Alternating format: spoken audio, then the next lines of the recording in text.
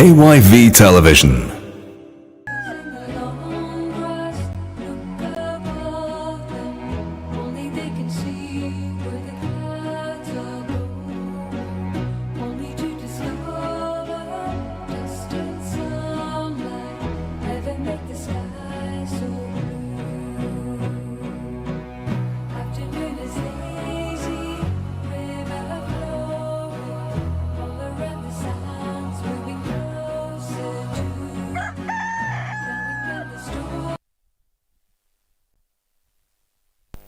Leone, good morning. Welcome to Wake Up Sierra Leone on AYV Television and Radio NFM 101.7. Good morning once again, and whether you're watching or listening to us from the provinces or in the capital city on channel 33, on DSTV channel 399, from Ghana, Nigeria, Liberia, Gambia, Senegal, Guinea, across the continent, welcome. Or if you're watching us from Australia, the United Kingdom, the United States of America, or on our social media platform, it's the fourth day in the month of May 2026. My name is Bokari Matia. And of course, my name is Marina Terry. Welcome to the show, and please stay with us because in the next 2 hours, we'll bring you news, views, and sports. We are broadcasting live from the top of Tar Hill in the heart of the city. Send us your comments through our socials on AYV News Facebook page on the stories we have covered so far. And on today's stories, Sierra Leone has sharply declined in the 2026 World Press Freedom Index, falling to 79th out of 180 countries with a score of 57.06.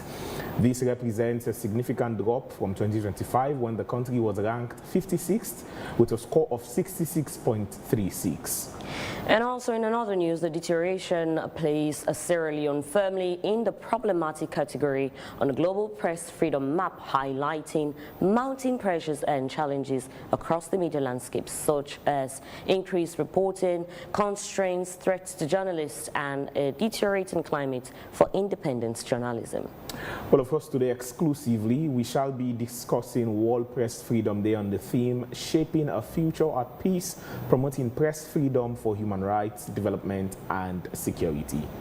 All of that, we shall also speak to journalists from both print and electronic on the importance of the day, challenges, and also the way forward. But before all of that, let's get a quick message from our key sponsor, Wakeup Commercial Bank, followed by other advertisers, and we shall be right back. More and more people are using Wakeup SIM Copper Plus in their everyday lives. Did you hear that? She just transferred money for her daughter's school fees. And this man just paid for some products. Mr. Abu, are you sending money to your wife again? Yes, like Wakeup SIM Copper. Yes, like having money in my pocket. Excellent. Thank you.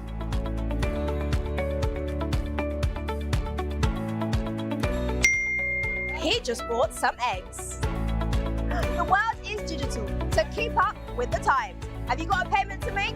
If so, just download Wakeup SIM Copper Plus now. You can download the Wakeup SIM Copper Plus app from Apple iStore and iPad or Google Play Store for Android users. You see, it's fast, safe and reliable.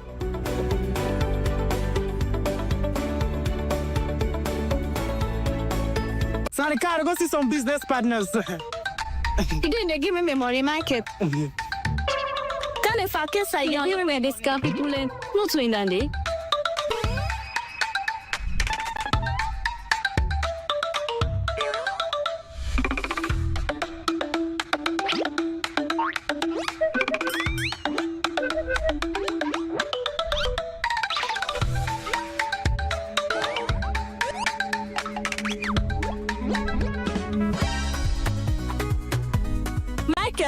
Today you pay me money. I don't send it for let you help me send money in Ghana. 2 weeks now you not send me money and 10 you not give me back me money. Today, give me money. You know ever sabi goodness in life. I send back money, but trust me, today na the very last day I ever send money for now. I don't need your help because I don't know so with Afri money. I able send money. Now Baku Africa countries them. With Afri money, we're able to send money to over 10 African countries, whether it's Ghana, Gambia, Liberia, or Kenya.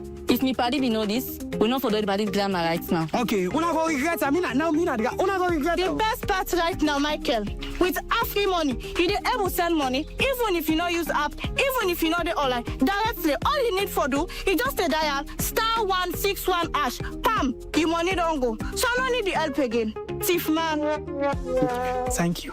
Send money to over 10 African countries instantly with AfriMoney. No stress, no excuses. Just dial *161*1*6# now. AfriMoney, quick and easy.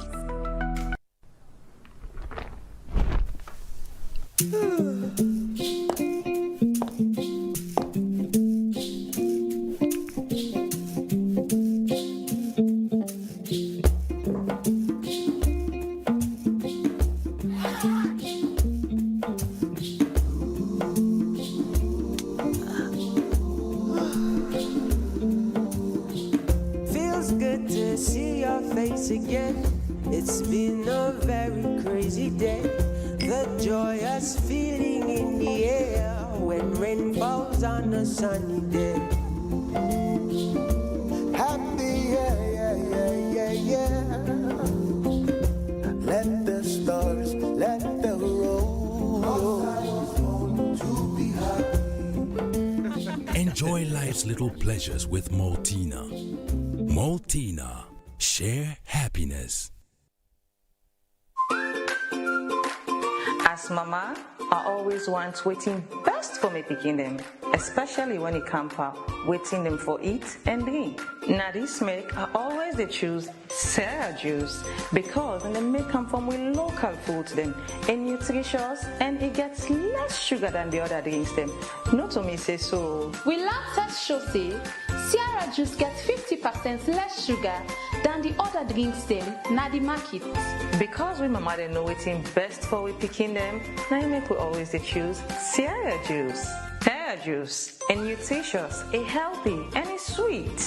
Sierra juice, not the taste of Salone.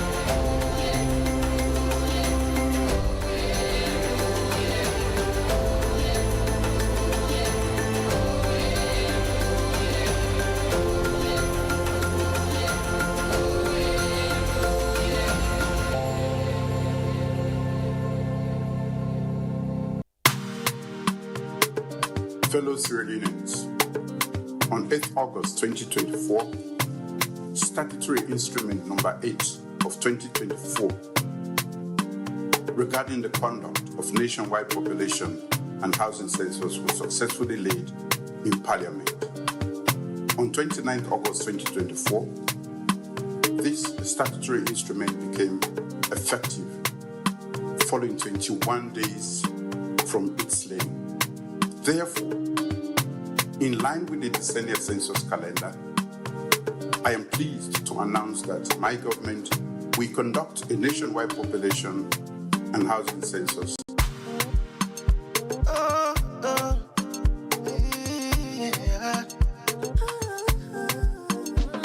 It's 2026, we dey get with census. Make all man tell him fambulem. Responsibility for bring development. Make come and tell him famble them. From the east to the west, blah blah blah. From the north to the south, no matter how you dare or you try, blah blah blah blah. Mama or papa, blah blah blah. One picking on grandpa, blah blah blah. Auntie or uncle, blah blah blah blah. Where they call you?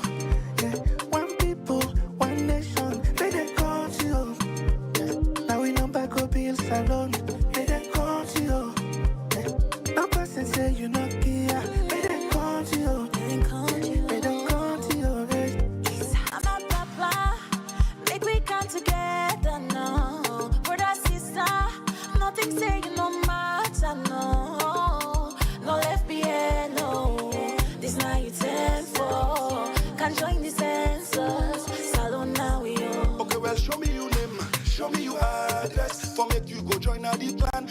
Census go make you get the access. For make you go vote now this land. Let the all you. If you don't want to make them country again, make them creep you. Cause this time you're salon for right. See what you been a second cabo aduo. We bring good news, salon people every year.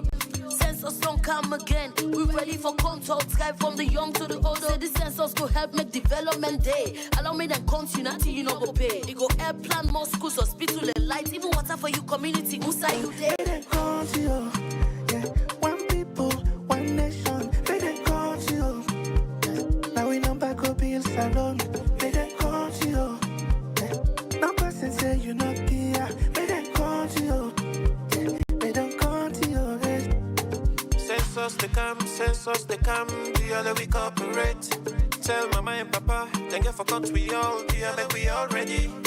Census go help for make we know we safe, and who say we stand. If you claim say you love salon, who say development day, na day you for day. Yambo tegina, mimbo tegina, mingo teteke biambe. Ka 2026, census na me right, census na you right. Family. Imagine if they count everybody that left you out. Amulemba kotumogbawa, uvoka kufuni ngesa gbele tuwa. Tonya, ye amubuji hule panda. Wabulo le tebogbawa baya ganga. Ye tumogbawa mudagbe bieva. Kometi ya kuo salon bate mukweleva. Ngabi yina na metebogbawa na. Yo mama kome kolabo ganya delega. Yina. Kakotone dim din dang, dim din dang, dim din dang. Katap kata tingang kape kata kongkel, kape kata panganda yer. Abageto baget, aindo gor. Agalene, samo jamu, agatamu, tarentamu. Donye, mama marita kangonsu. Ame ya timi wandi, timi wandi. Ame ya timi wandi, timi wandi. Mwa kongo tami wandi, ungewa menda milwena wo. Ya kongo tabi wandi, ungeba handa bebe holo. From this to west, blama blama. From the north to the south, blama. No matter how you dare or you try, blama blama. You want to go, mama or papa, blama blama. One picking on grandpa, blama blama. Auntie or uncle, blama blama. Motibe may they call you, yeah. One people, one nation, may they call you, yeah. Now we number go be in salon, may they call you, yeah. No person say you not here, may they call you, yeah. May they call you, yeah.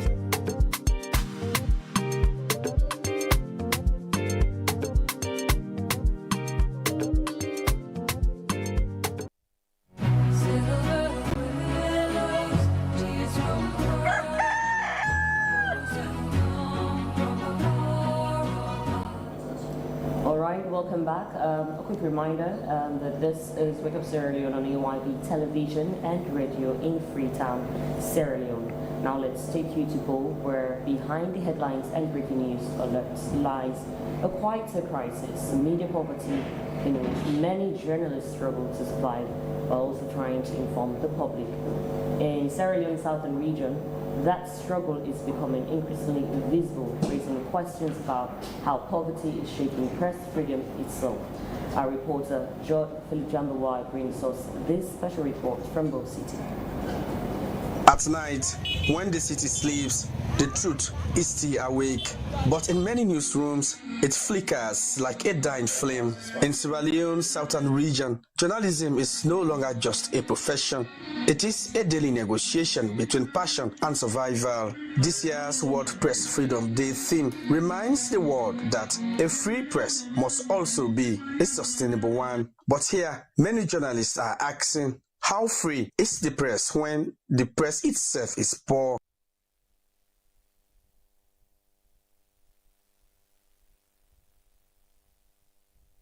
For many reporters, the story does not end in the newsroom. It continues in the classrooms, markets, and small businesses. The media poverty still keep running.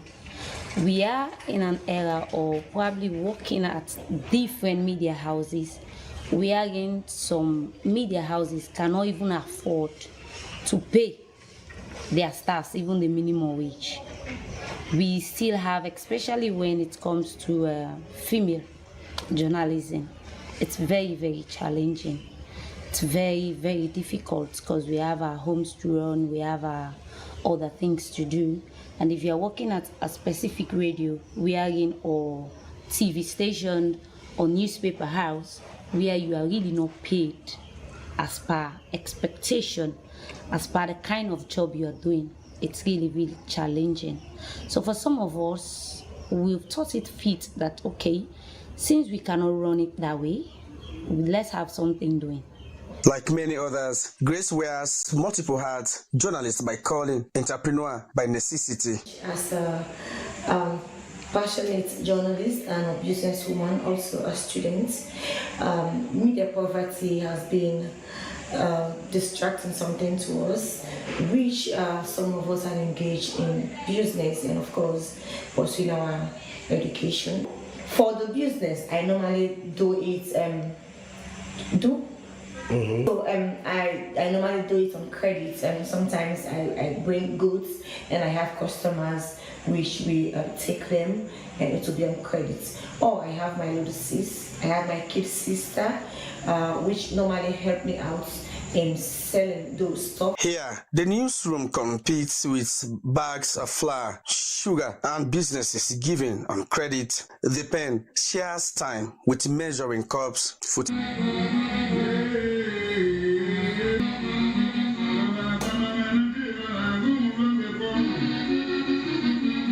And for investigative journalists, the cost is even heavier. There are some stories for you to, actually present the entire facts, all sides of the stories. Definitely, it also involves finances.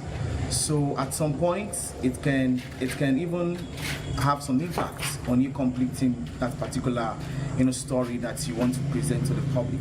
There are some stories that will take you probably weeks, months, some culminating even to a year or even years for you to conclude on a particular investigative reporting story. Truth in this contest comes as a personal prize. Every uncovered story is funded not by institutions but by sacrifice.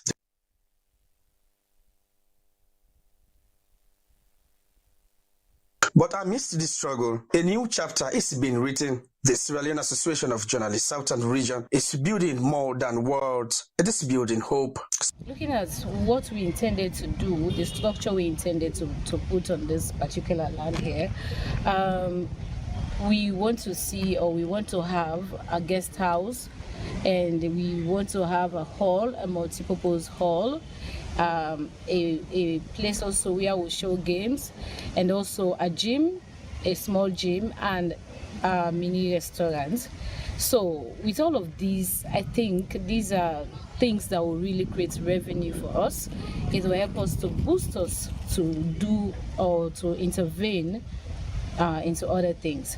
So bringing this into play or into context is a boost and is a revenue generation project if completed. Journalism, according to the leadership of SLAJ, is not about a newsroom that feed not just stories and livelihood, but credibility.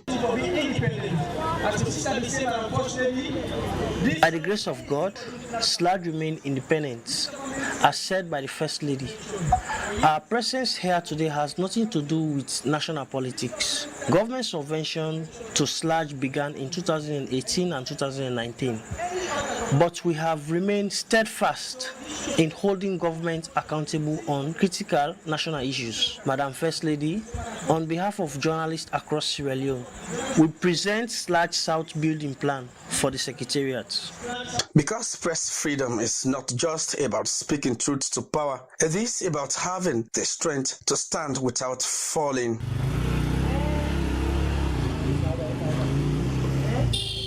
In a world that demands truth, journalists here are paying for it, literally. As the world marks the World Press Freedom Day, their message is clear. A free press cannot strive where journalists struggle to survive. Reporting for AYV Wakeup Salon, George Philip Jambawai, Bo. All right, that was George Philip Jambawai reporting there. Many thanks to you.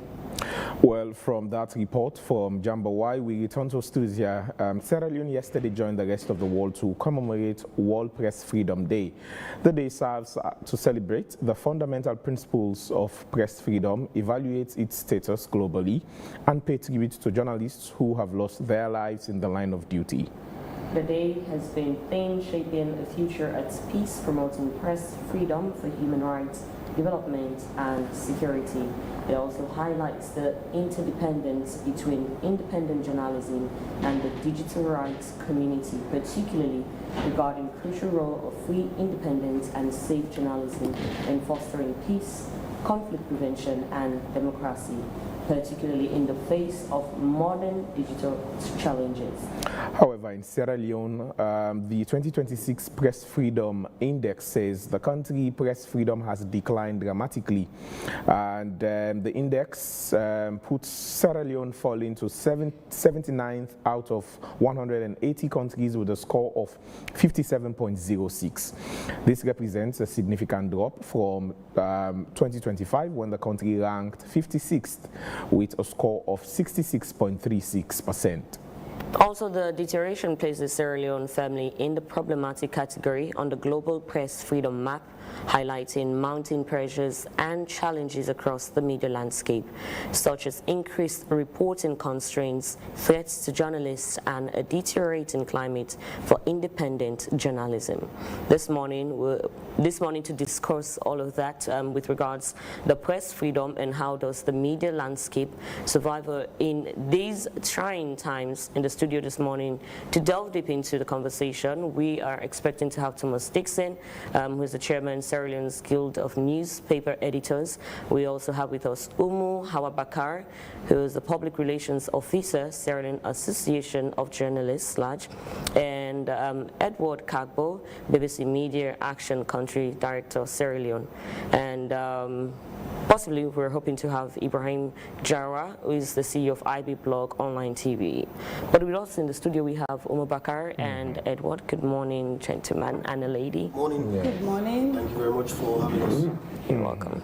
Umu, good morning. Let's start off with you. You know, as someone, the mouthpiece for the Sierra Leone Association of Journalists. We have dropped significantly in the last Reporters Without Borders Press Freedom Index. In your view, what does this mean, and what factors would you say are behind this decline? Well, as an association and as a journalist, it's a big concern to all of us. It's alarming. First of all, I see it as something that threatens our profession, our ability to deliver as journalists, but that will not deter us from doing our job as journalists. It doesn't change the fact that, you know, there are passionate journalists, there are people who are ready to do investigative journalism, there are people who are ready to speak the truth, there are people who are ready to stand by what the principles of journalism has said.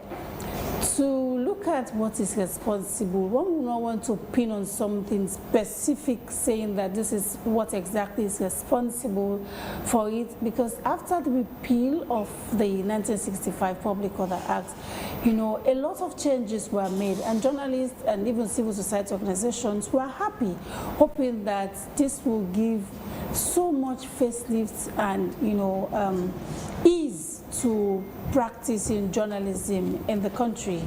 But if we look at the cybersecurity law, the chapter 44, so too, which you know, criminalizes a lot of things, that has been a great concern, not just to SLAJ, but to every organization that has been supporting the media to ensure that we have a stable and sustainable media in the country. That is why as SLAJ we are advocating for a specific chapter, which is chapter 12 in the current review of our constitution, to ensure that we have a standalone chapter that look at issues of the media, issues of freedom of the press, freedom of expression, so that journalists will be able to, you know, articulate the issues, to look at the issue. Because when we look at press freedom, people just say it's journalists, but it's not just about journalists or journalism. Because if we carry the bulk part of it, but there are civil society organizations, there are people who are being held in custody under the cybersecurity law who are not journalists. So it doesn't just affect journalism. Freedom of expression doesn't just look at journalists or the role of journalists. It also looks at us as citizens of the country to be able to speak our minds, to be able to say things that people will see as patriotic citizens, people will look at in the area of national development. So for me, it's not just alarming for journalists in this country, but I think it's a call to all of us, every Sierra Leonean and every meaningful Sierra Leonean, to ensure that we all support the standalone chapter, to ensure that, you know, SLAG and MRCG, BBC Media Action, we have all been looking at ways to ensure that, you know, Chapter 44 of the cybersecurity law is being looked at, because there are so many things in that particular area that, you know, is of concern or even of threats to press freedom in this country.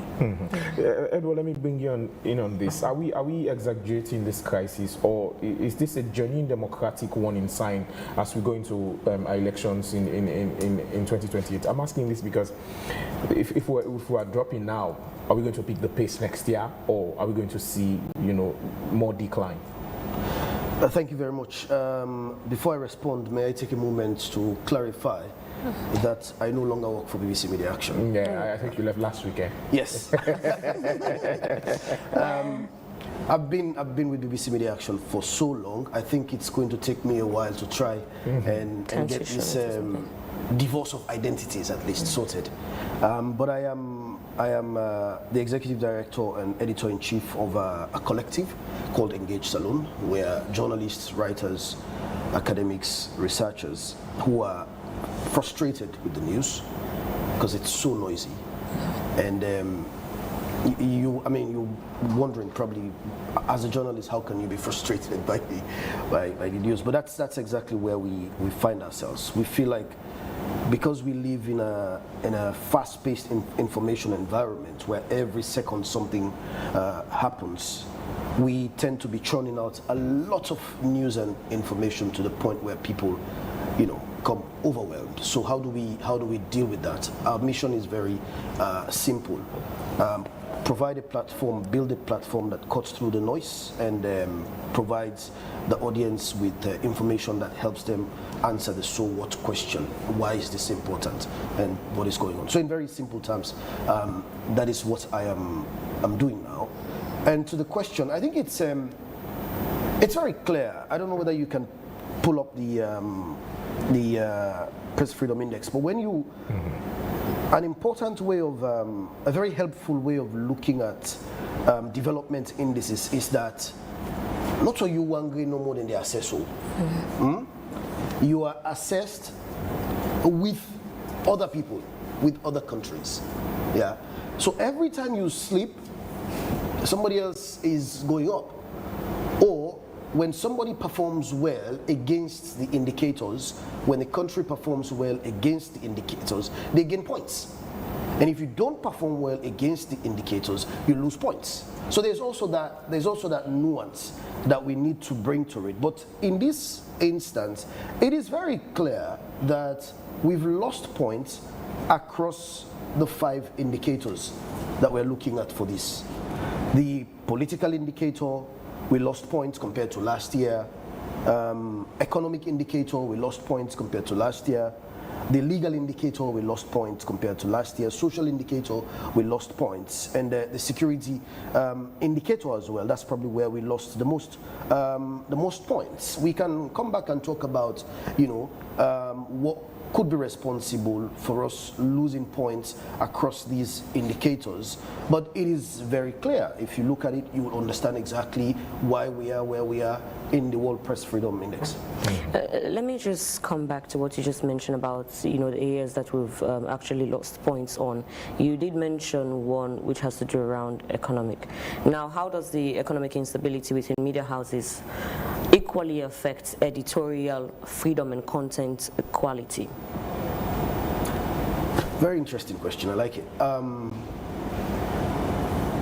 We shouldn't forget about the political economy of news. I mean, the way media is run, there's a political economy side of it. And in the opening, there was this very interesting piece about media poverty, you know, from our friend in Bo. That is just the story of that's a story that cuts across the media landscape. And when the media struggles with not even just making profit, when we cannot deal with the basic viability and sustainability challenges that we face, you begin to now question how that impacts editorial decision making. Who calls the shots? Who determines what goes on top? Who determines what stories get covered? If you are heavily reliant on one advertiser for your existence, let's use the word existence deliberately, because that's what a lot of the outlets, experience. They merely exist. So if you are heavily reliant on a particular advertiser, on a particular corporate body, or on a particular political interest, naturally, at the end of the day, these influences would begin to, determine where you go editorially. So the economic pressure is something that we need to pay attention to as we look at the wider press freedom environment. Now, with us in the studio, we have been joined by Thomas Dixon, who is the chairman, Sierra Leone's Guild of Newspaper Editors. Good morning to you, Thomas, and thanks for being here with us. Thank you very much. Let me just take you up. Sierra Leone has slipped into the problematic category on the global press freedom index. Now, one may wonder what specific editorial pressure are the newspaper editors are currently facing, which you happen to be one of them. Thank you very much. First of all, I think we have to recognize the fact that freedom of expression, press freedom is born out of freedom of expression. And when we talk about press freedom, it is not just for journalists. It's for every single individual to be able to express him or herself in a manner that is free from control. Meaning the person should be able to communicate or to talk about issues without the fear of being targeted. Now coming to what we've seen in the current Let's hold it there for a minute. Index is the fact that Sierra Leone dropped about 23 places down, and it's a serious indicator. It's a serious problem for our country. When every other thing is happening in your country that is problematic, it is this media that will discuss it. But when you begin to see that the media do not have the free space as has been depicted by this index, there is a problem, and it's called into question what is the government and all of us do. Now, specifically to newspapers, the brother talked about the political economy. When they talked about the political economy, basically say the governor has structure, economic structure that influence or control the media ecosystem. For us in the newspaper, we are facing an existential threat, not from government, not from business people, but we are facing this existential threat from digital media. And I will tell you that I, as chairman and executive of the Guild, we are actually telling our colleagues that we have to come up with adaptation theories, ways by which we can adapt, we can adjust ourselves to digital journalism.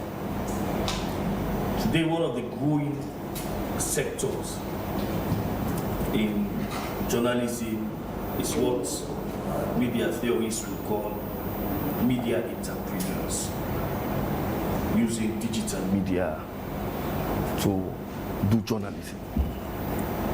And we are encouraging our editors, newspapers, to now have websites, not just websites, functional, engaging websites, to be able to use social media adequately. So I think that's the greatest threat we are facing. In terms of the advertisements, we don't have enough advertisers. The government is the biggest businessman in Sierra Leone. The government advertises a lot. But the government would advertise to newspapers that are in sync with government ideas. The government will not advertise to newspapers that are quote-unquote critical of the system. And we have few advertisers like the telecoms company, Africell in particular. They've been doing well. I think they're advertising with almost all the newspapers. But again, the question of political economy comes in. For example, there is a takeover of Seratel.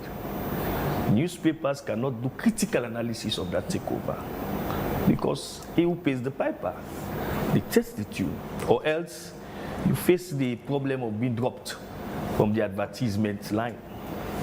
Similarly for Orange, they are also advertising with a couple of newspapers. But we cannot look at the state of the internet in Sierra Leone, fluctuating, drop calls. But you hardly see this on newspaper or listen or hear discussions about it on radio station. Thomas, now another advertiser. I'm coming. Go ahead, please. We have to give credit to them, but no, at the same time, we have to reveal the fact. That's the fact.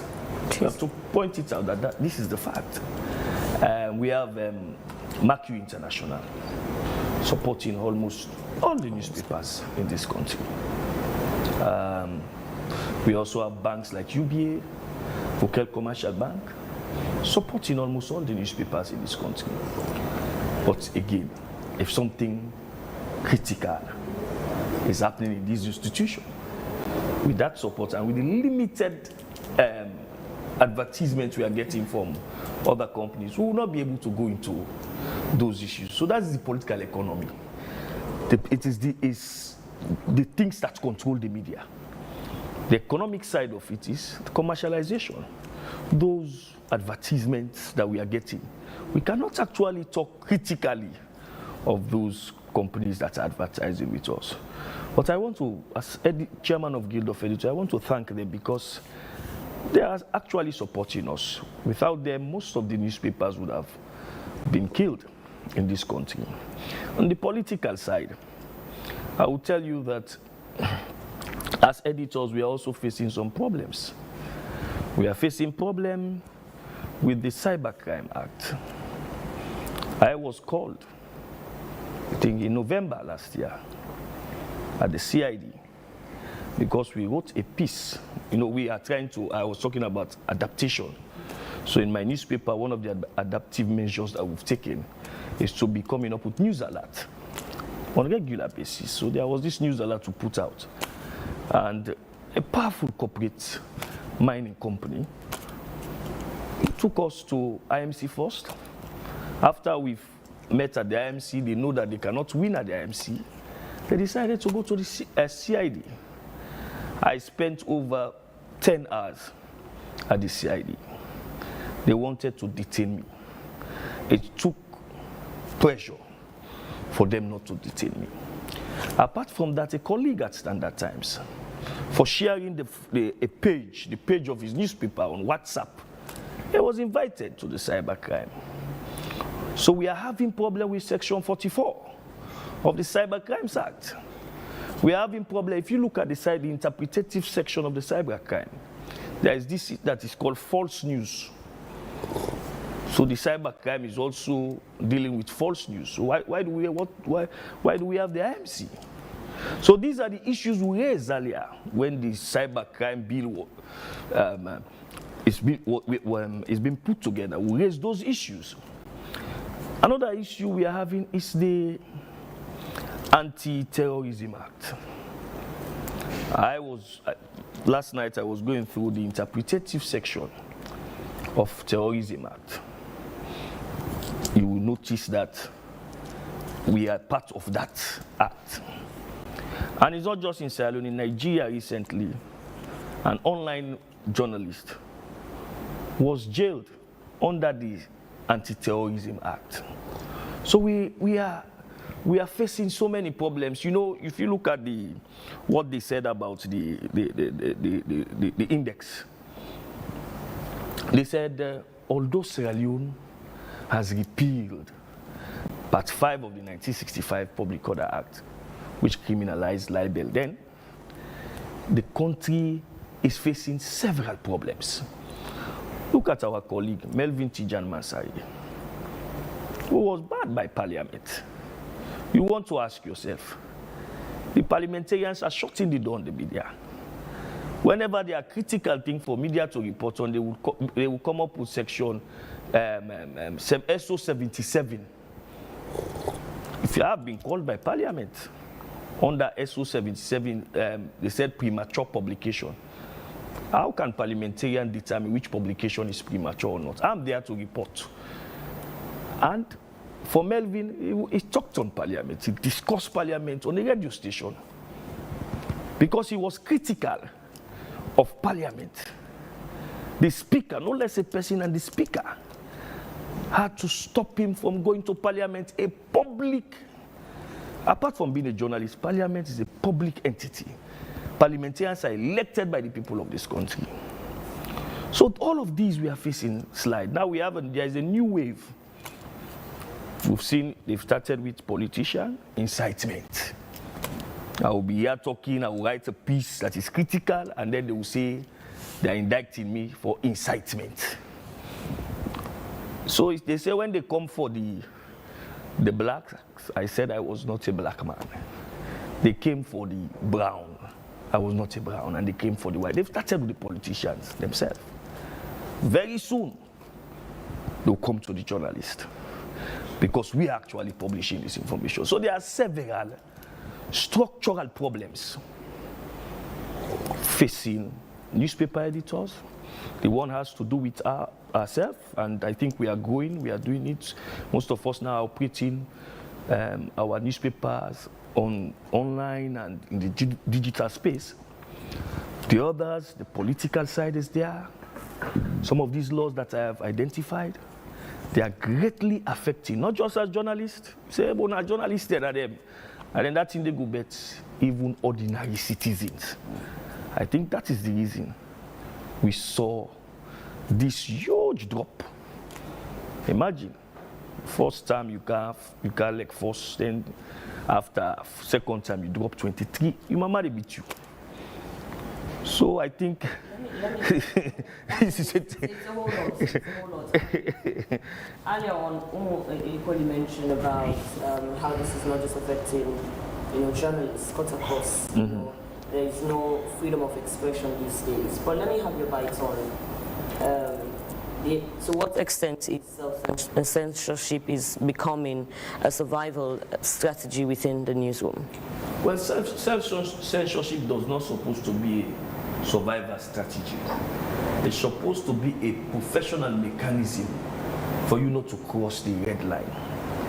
Meaning there are ethics in the profession. These ethics, I believe every newspaper, every year we submit our editorial code, individual editorial code to the IMC. That editorial code is supposed to be the guide in the newsroom. So if there is a news that is in front of you, you have to look at the editorial code, discuss it in the newsroom. Has it crossed the red line? That is what is self-censorship. It's not a way, although some other people will use self-censorship to, okay, this time a promoter. But it's supposed to be a guideline for us as journalists not to cross the red line. And I think before now, when I started journalism, if you see the front pages, it was full with profane languages.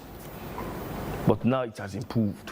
You hardly see journalists, editors engaging quote-unquote mamikos. No.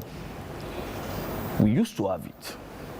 We used to have the Philip Neville versus Sylvia Blyden, Olugodin versus Sylvia Blyden. You see vulgar languages on the newspapers. It's no longer happening. We have a peer review system at the Guild of Editors. Every morning, the front pages are sent to the WhatsApp group. If a front page, we deem that the front page is not too good. Before publication? No, they publish it. Okay. We would have to call in the editor. All of us. Say, if you are being invited, we won't go there. You have to take your time. So we are doing peer review. So I think, and now we have editors who, by and large, are very educated. And they are young people trying to ensure that they also master digital tools. So for us, I think as editors, we are growing and we are trying. But Thomas, many people have argued that sensationalism and political alignment has also been, a major problem for especially newspapers. You look at some newspaper owners or some newspapers. On the face of it, you will say this one, if you buy an SLPP paper or an APC paper, we can't run away from that. That is also being done with even broadcast journalists on TV and on radio. How do we balance that? And is the media partly responsible for the distrust we are seeing on the face of things? You look at certain paper, this one is a lean green. This one is a lean red. You call certain journalists people down to Sabusa Ide. Yeah. These things might not be true or are not true at all, but we have these and they affect the profession that we're in. If someone can't read a paper without aligning that paper to something or somewhere, or the owner of that paper to something or somewhere, that won't stop. First of all, you talked about sensationalism. Sensationalism is the character of tabloid practice which we are practicing in Sierra Leone. Tabloidization is what they are practicing in UK. It is the British who bequeathed that practice to us. So it's tabloid practice. You have to make it sensational to sell your paper. But we are encouraging the editors. It's not as if a story is sensational, the story is not accurate, but the story has problem. It's just that you spice up something. It's like a lady making yourself very beautiful. So that's what we do in the newspaper for our news stories to sell. We make it we sensationalize the story because we are practicing tabloidization. Political alignment also. It's not just in Sierra Leone. The media is like that. You take a newspaper, some people will say this paper is aligned with Labour. The only thing for us in our country, we are hiding. Most of the time, we don't want the public to know that this is the view we are taking. This is the view but it's not common to Sierra Leone. Go to the United States, the Fox, the MSNBC. They are there. There is what is called, at individual level, there is what is called individual differential theory. Which, by my upbringing, the people I align with, the school I went to, the clubs I joined in the university, people will definitely have to give me some identity. Now, this is Thomas Dixon. I'm not Sabia. I've been black man at college. They were an SLPP there. Yes. That will not stop. For me, I will always tell the journalists, be focused, be steadfast, ensure that you follow the rules of the profession. The game get rule. And when you cross the line, and the referee the blue whistle. So ensure that you follow the rules of the profession. But these things that you mentioned, political alignment, it's not just in Sierra Leone. People are always aligning journalists. And in other mature democracy, newspapers are coming out to say, because of policy A, B, C, and D of a particular candidate, I am supporting that candidate. But here, our politics itself does not have ideology. It's only party. The politics is just red and green, northwest, southeast. So that is it. But in mature democracy, where the political parties have ideology, they are working towards something. Newspapers, radio station, television station will align with political parties. So it's nothing. Civil society. activists can align based on their activism, what the values they believe. They can align. If, let's say, for example, a civil society is not supporting FGM, and a political party say that I'm not going, when I come, I will ban FGM. They will align with that political party. So alignment in journalism, in the civil space, is not something that is bad. Mm-hmm. But it also supposed to be an hidden thing, as what we are doing now. Most of the time we are hiding. Mm-hmm. And we have political players sponsoring us, supporting us. And that's why I would love to bring in Umu. At the end of the day, you know, there's this song now going. You can't bite the finger that feeds you. Not so. So is that the song? Is that the song?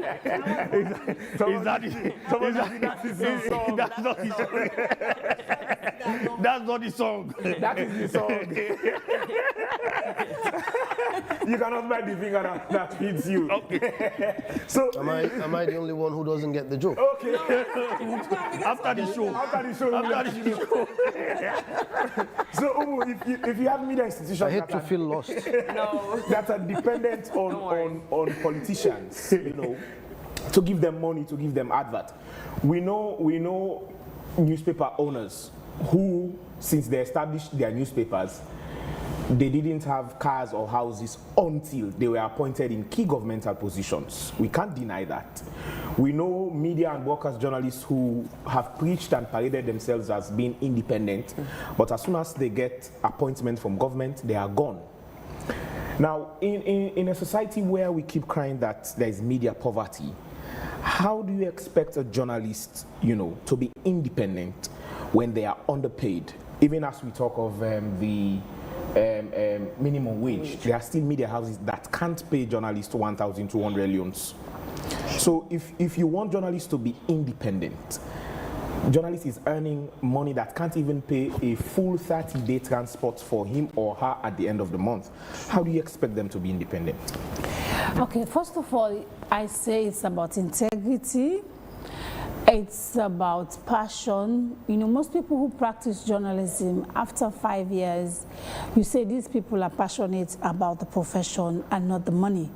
Because if you look at the salaries, it's nothing to write home about, but people have stayed, people have protected their integrity, people have protected the profession. You don't come to journalism because you think, okay, my friend is a journalist, he or she has bought a car, so if I come and I do the same, I'll also be fortunate. I always tell people that sometimes you find yourself in an unfortunate situation, in the wrong situation at the wrong time. So what worked for others might not work for you. So that is why when you come to journalism to practice, you know that it's a calling. I see journalism as a calling. Like me, I would say I do not have a professional journalism degree. All my degrees I have are not in journalism, human resource, and everything has to do with management. But I still practice journalism because I love journalism. For me, I see it as a way to express, you know, the voice of people who cannot talk for themselves.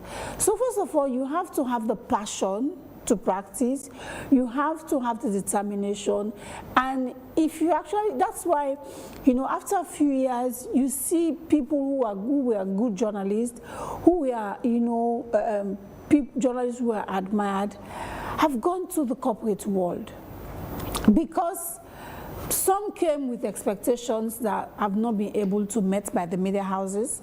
Some came with, you know, everybody is looking for a brighter future. So if at the end of the day, the media house cannot provide it for you, and you see a better chance somewhere with pride and integrity, and your integrity being put together without jeopardizing the profession, I think it's better that way than we stay in the profession and we begin to add to the bad eggs, because every profession has a bad egg.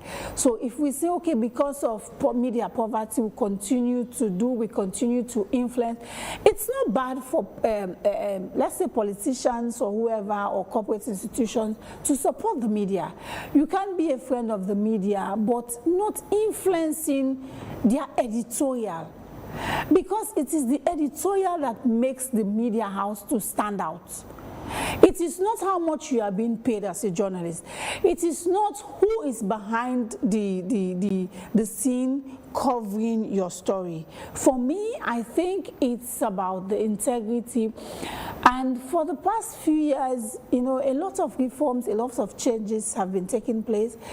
The social media is there. I think that is also a space wherein, even as individual journalists, we can tap into it and make our money and do our work professionally.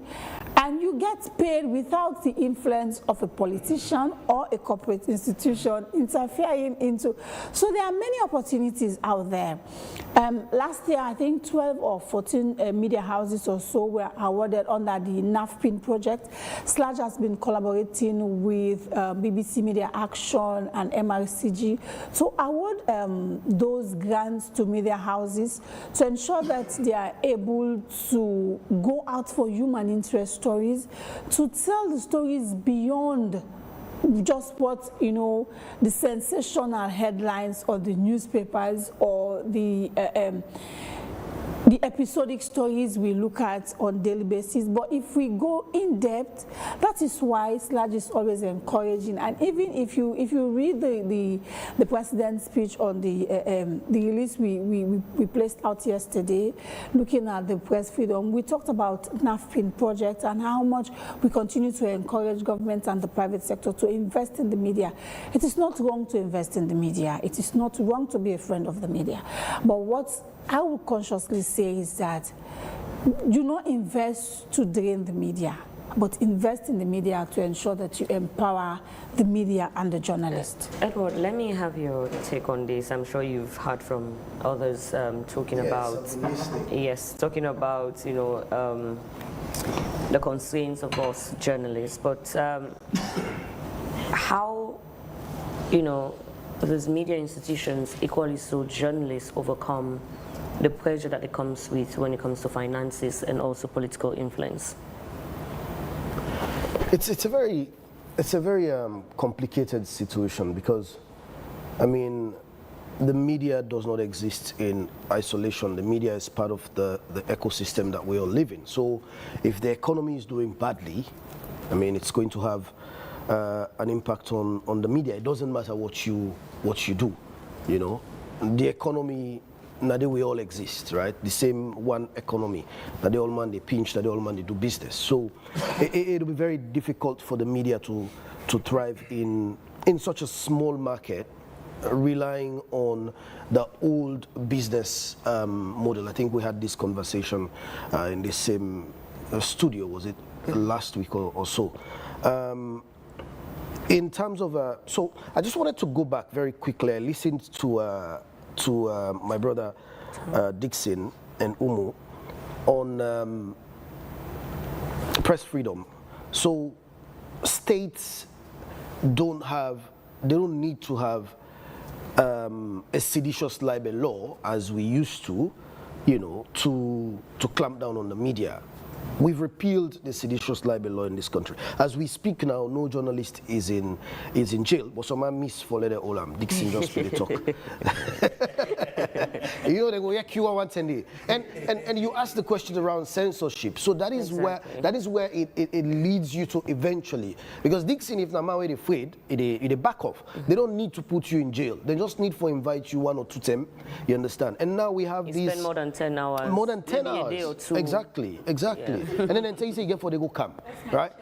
You get for they go camp. You get for they go camp. You should be reporting to the police. So the approach to cracking down on press freedom or censorship has changed. States have become more sophisticated. States have become smarter. Why you need 1965 Public Order Act seditious libel law for control the media? You don't need it in this day and age. And like you said, it's not just in Sierra Leone. Across the continent, we see cybersecurity laws. We see counterterrorism laws. That is the new tool for operation, not just for rival politicians, but also for the media. And we talked about the cybersecurity law a lot when they were pushing it through Parliament. We said this law is dangerous. This law is problematic. This law has serious implications for the media in this country and for press freedom generally.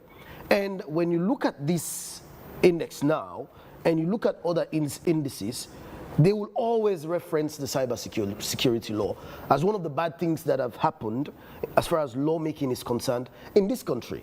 And now we have the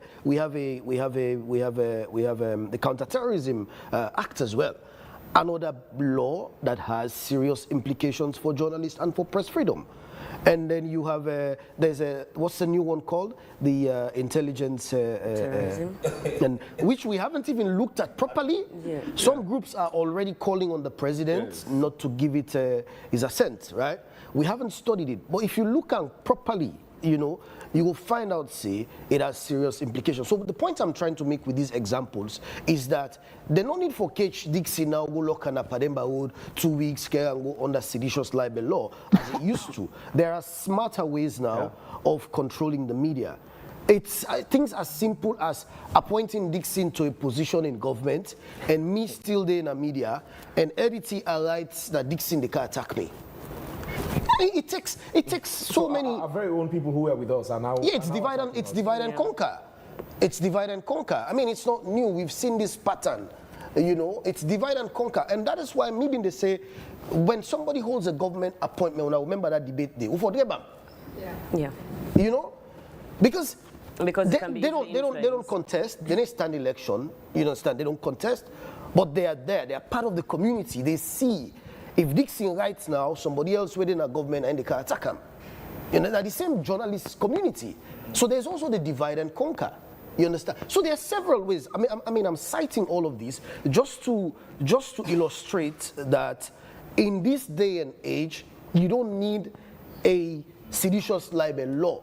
All you need is a set of laws like the cybersecurity law and the Counterterrorism Act and other methods that would eventually cause journalists to be silent, like the divide and conquer. Some are not talking a certain group them because you know say other people in the way they take her, then can go so they're supposed for can go. You know? So that is how you arrive at self-censorship at the end of the day. So I mean, and things like I should say people know they take this seriously. But if you go to the CPJ website, the Melvin story is there. The Melvin story is everywhere internationally. Yeah.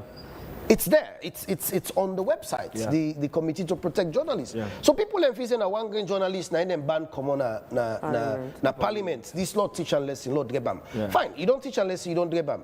They don't pass 1 year. He's not been able to return to parliament. But that story lives on the Committee to Protect Journalists website. So things as things not simple, but things in the way you think say you can get away with. Those are the things that come back. And now if you go back, I like the evidence. If you go back to the indicators, you will see, you know, that the security indicator last year, you know, we were 85.17 points, you know, 71.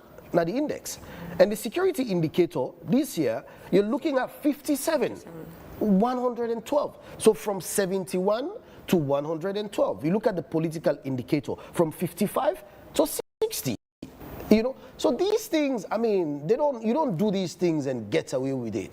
So when people they try to understand why we do so, there are several things that accounts for it. So as journalists, as media outlets, you can do what you can. You can try and institutionalize, professionalize, try and be viable, change your business model. But if the wider environment is not conducive, is not enabling, you will not be able to try. And this is not to say that everything that has been happening in the media is terrible, is bad. That's not what we're saying. You know, Omu just mentioned the fund, the National Fund for Public Interest Media, and there are lots of things that we've been doing within the media space that includes, you know, reforms. But then if you're making these very progressive laws, but at the same time you are enacting laws like the cybersecurity law that has serious implications for press freedom and freedom of expression and whistleblowers actually. Yeah. You know, if somebody can tell us something now, say, now this they happen at that ministry, you know, quietly, if they find out, say that person, they don't give information to Dixon, and then they're all in trouble. So if you're taking steps forward and taking steps backward, it has so many ways of showing itself, and this is just one. Dixon, let's come over to you quickly. Now, we've lost touch in journalists having interest in doing investigative stories now. Would you say that is because of, you know, the issues or consequences, I mean, legal consequences that comes with it? Well, there are several issues that could be associated with that investigative journalism. It has to, first of all, deal with the desire of the journalist to pursue investigative story. Secondly, we are all talking about the huge hemorrhage we've had in the security indicator under press freedom, meaning security for journalists is actually dropping.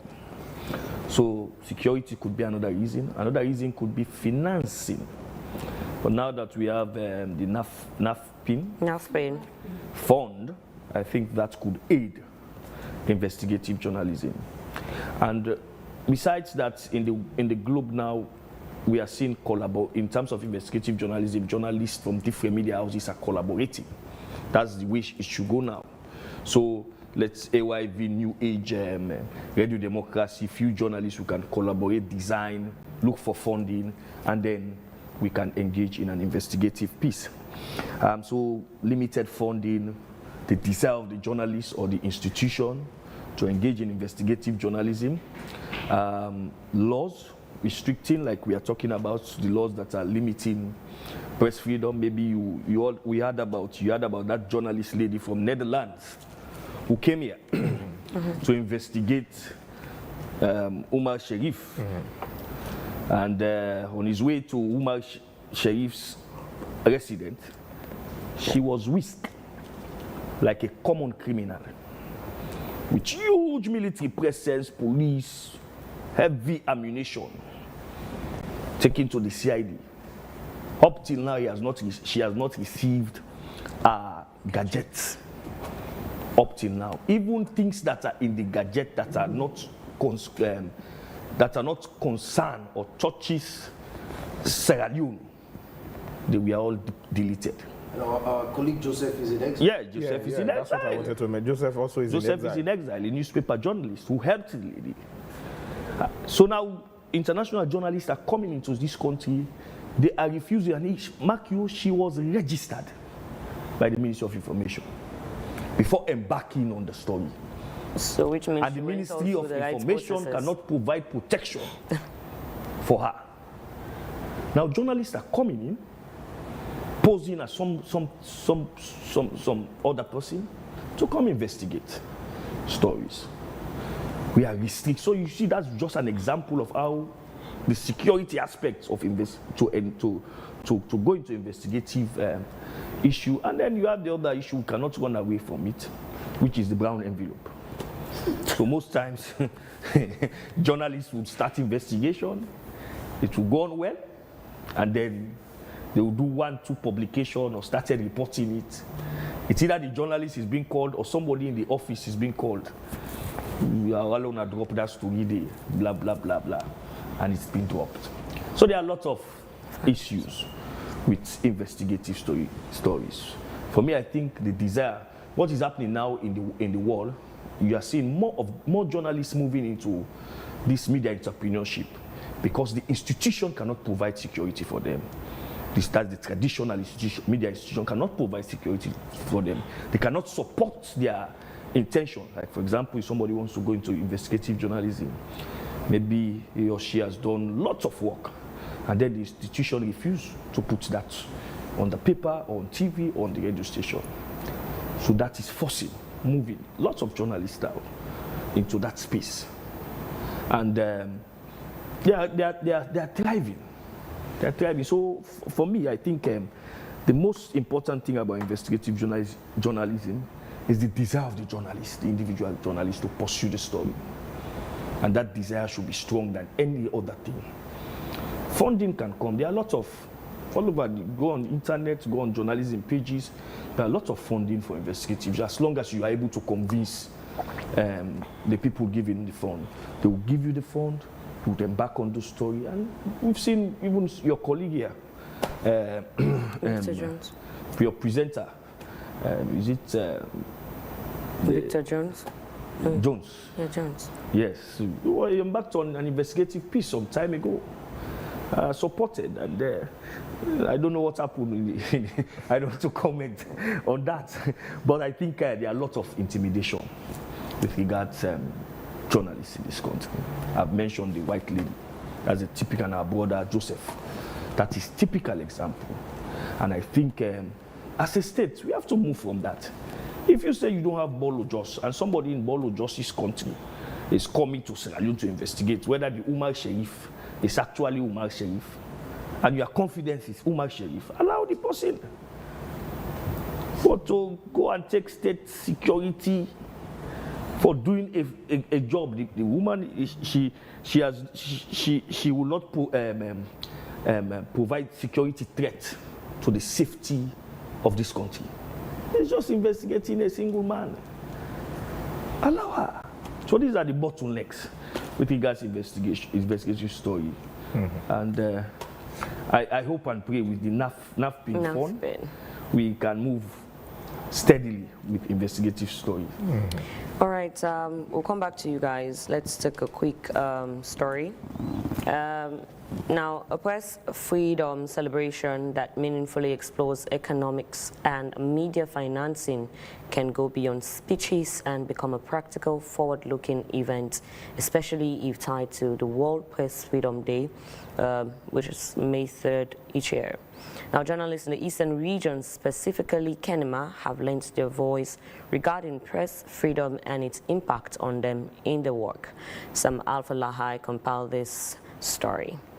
Press freedom in Sierra Leone, according to the Ministry of Information and Civic Education, has shown significant improvement, marked by the 2020 repeal of criminal libel laws and a rise in the 2025 World Press Freedom Index to 56th place. Despite this, reports also indicate a decline in 2026 with persistent threats, including harassment of journalists, economic insecurity for media outlets, and calls for revisions to the Cybersecurity and Crime Act by the Journalists Association / Journalists in Kenema in the Eastern region undergo a lot and speaks on the press freedom in the country. We should be enjoying our own weeks as well, because if you look at the international platform, it's all about using how this day importance to people that are connected.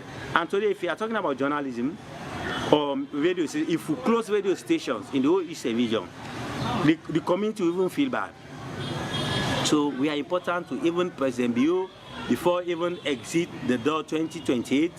If he can announce, because he expunged Part 5 of the 1965 Public Order Act that criminalized the work of journalists. Okay, now we can even make May 3rd to be a press freedom day holiday. It can be a very big day as well.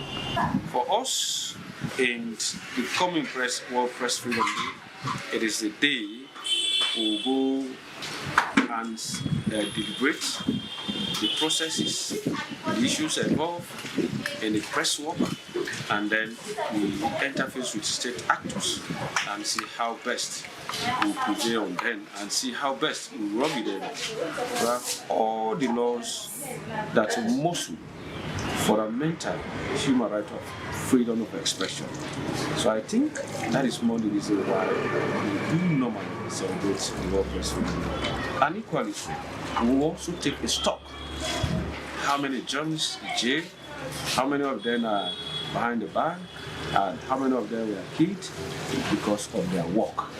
So that is the essence of World Press Freedom Day. We are not saying if a press freedom is given, if government gives us the right to express our opinion, one will do it irresponsibly.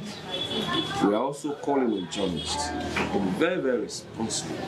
The repeal of Part 5 of the 1965 Public Order Act was a landmark victory, removing criminal penalties for libel. However, journalists still face risks from other restrictive laws. The chairman of SLAJ Eastern Region, Philip Cromer, speaks on media poverty and comments on the regulatory body's effectiveness in protecting media practitioners in the country.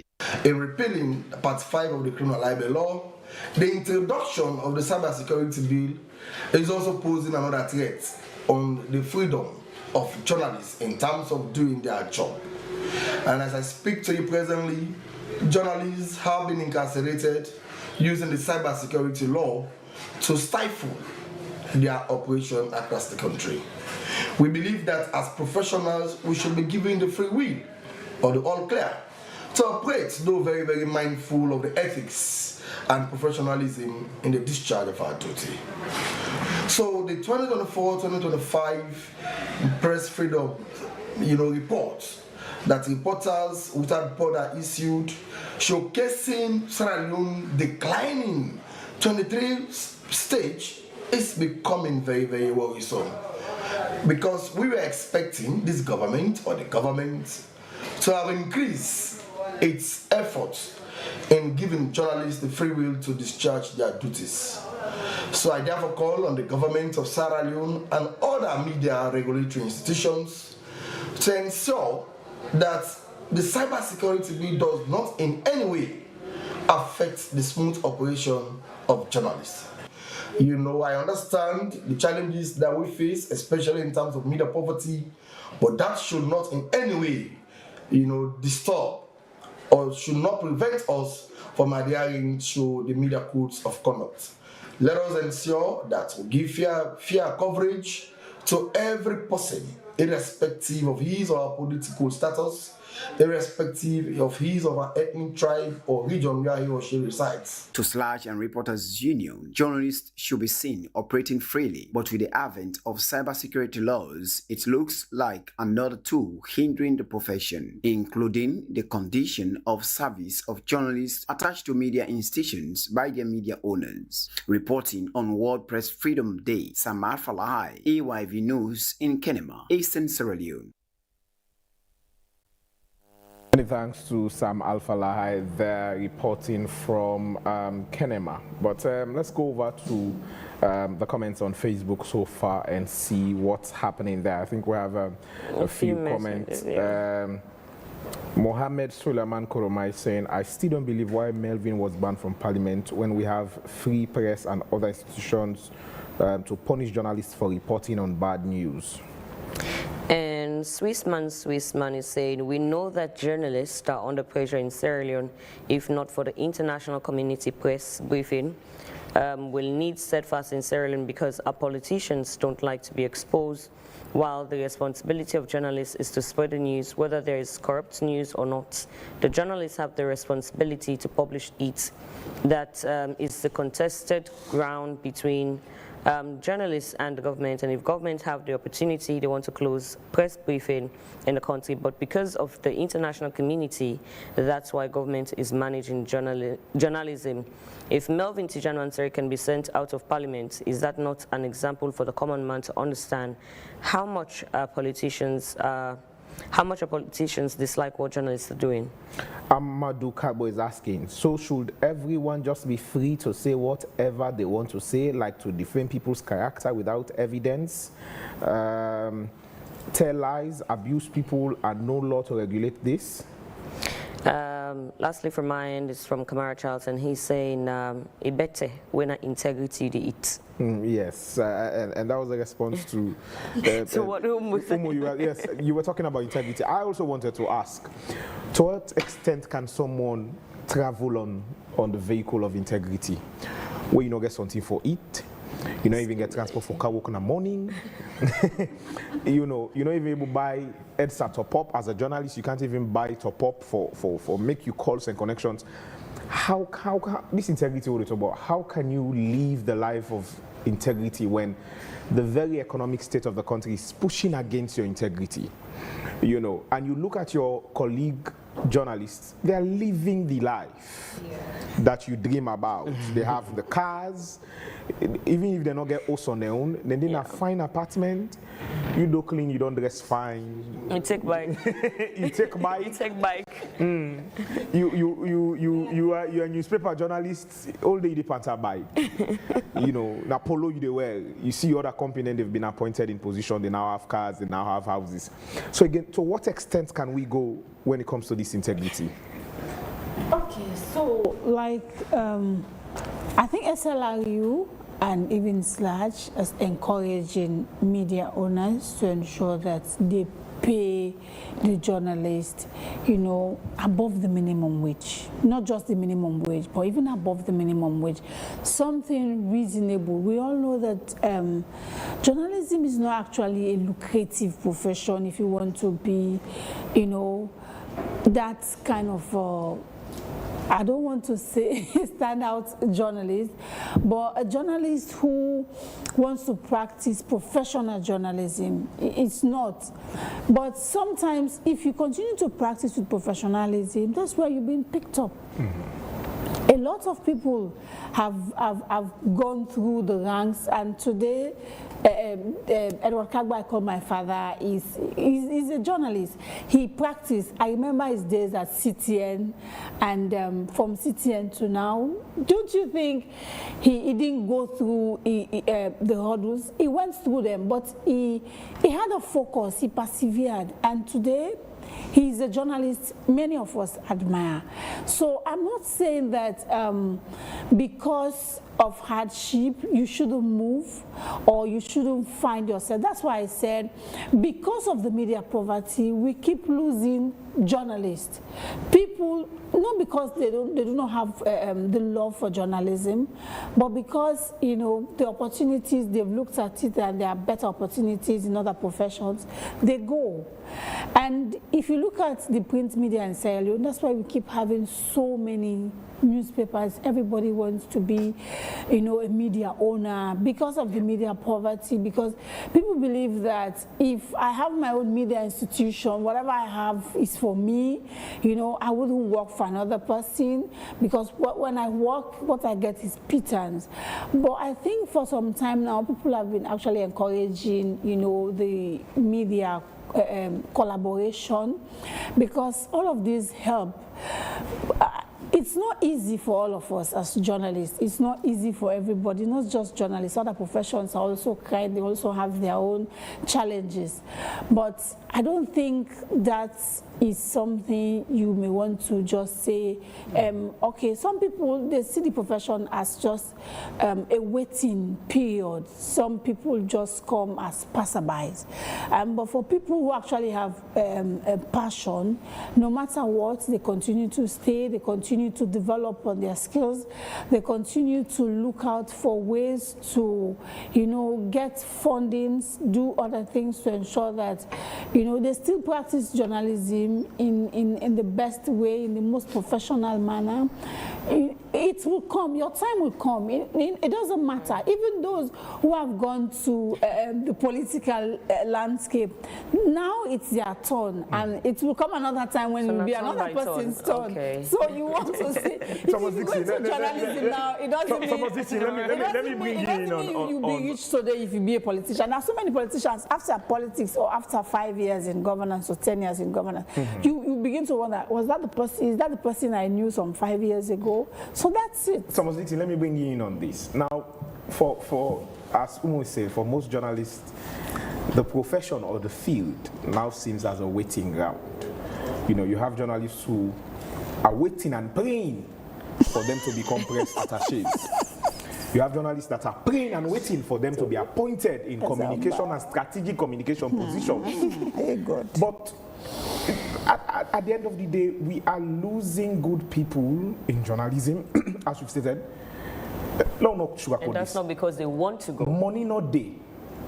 Some of us went to read law because we need not only financial security, but career pathway security. How many journalists can proudly say, I am not a media owner, and I have become a journalist for over 30 years, and I am well off? But you can look at a lawyer who hasn't worked for government, who hasn't worked for How any. many of them? But they are there. How But who many? passed the journalists Compared there? to the- So the journalists there. Compared to the lawyers. But who passed the journalists there? No, I'm saying how many of them? Handful. So don't go there. No, so let's. So he's speaking on two capacities On as two- the journalist. Yes, I know lawyers are my friends. They are my friends, I know them.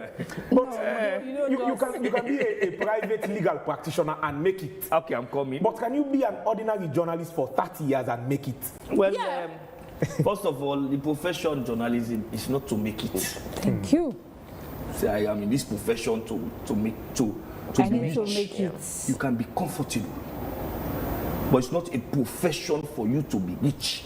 You have to be clear about that. Now you look at our media ownership structure.